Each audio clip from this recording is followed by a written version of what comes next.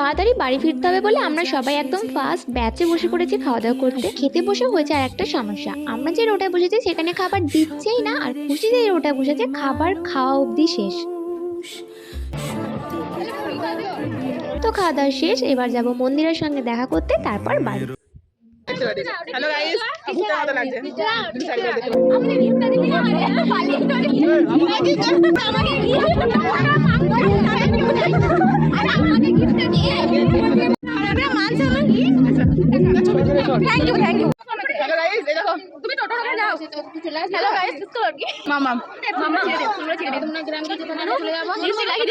আর ওইটুকু সময় মন্দিরাকে যা জ্বালিয়েছে আর বকিয়েছে, ও তো পাগল হয়ে গেছিল।